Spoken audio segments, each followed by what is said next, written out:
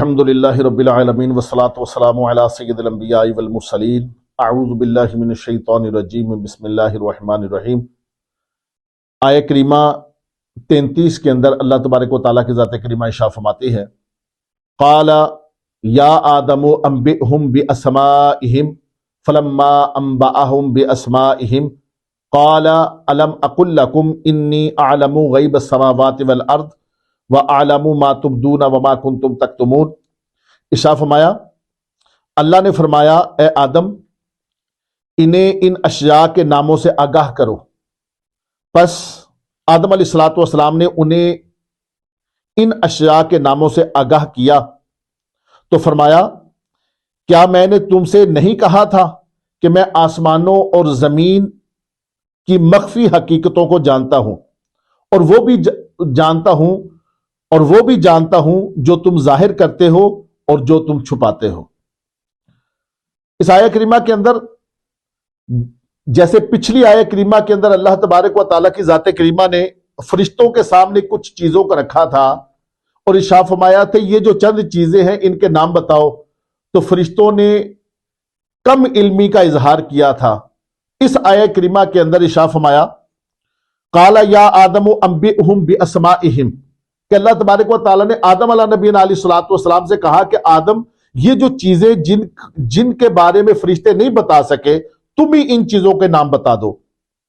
فلما انبأہم باسمائہم، آدم علیہ نبی علیہ السلام نے جو چیزیں رکھی تھی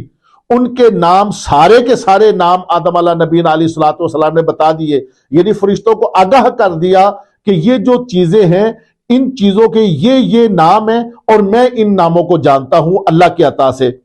آگے ارشاد فرمایا، قال الم اقل لکم انی اعلم غیب السماوات والارض۔ اللہ تبارک و تعالیٰ کی ذات کریمہ نے پھر فرشتوں کو متوجہ کیا اور ارشاد فرمایا کہ میں تجھے کہتا نہیں تھا کہ جو میں جانتا ہوں وہ تم نہیں جانتے، اور میں زمین و آسمان کی مخفی چیزوں کو بھی جانتا ہوں۔ وَأَعْلَمُ مَا تُبْدُونَ وَمَا كُنْتُمْ تَكْتُمُونَ، اور میں وہ بھی جانتا ہوں جو تم ظاہر کرتے ہو اور جو تم چھپاتے ہو۔ یہاں پر فرشتوں کے گمان کے اندر یہ بات تھی کہ شاید ہم اللہ تبارک و تعالیٰ کے نائب بننے کے زیادہ حقدار ہیں، جو انہوں نے زبان پر تو نہیں لے کے آئے، بس بات یہ کی تھی کہ اللہ تو انسان کو بنا رہے جو خون ریزی کرے گا، جو دنگا فساد کرے گا۔ ہم ہر وقت تیری عبادت میں ہوتے ہیں، ہر وقت ہماری زبانیں تیرے ذکر میں رطب اللسان ہوتی ہیں، اپنی زبان پر وہ الفاظ نہیں لے کے آئے تھے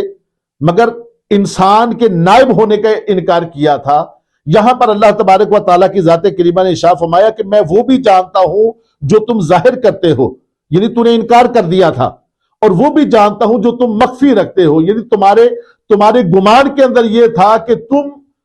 نائب ہونے کے زیادہ حقدار ہو، خلیفہ ہونے کے زیادہ حقدار ہو، میں اس کو بھی جانتا ہوں، اس لیے تو نے انکار کیا تھا۔ اس کا مطلب یہ ہے کہ اس آیہ کریمہ کے اندر اللہ تبارک و تعالیٰ کی ذات کریمہ نے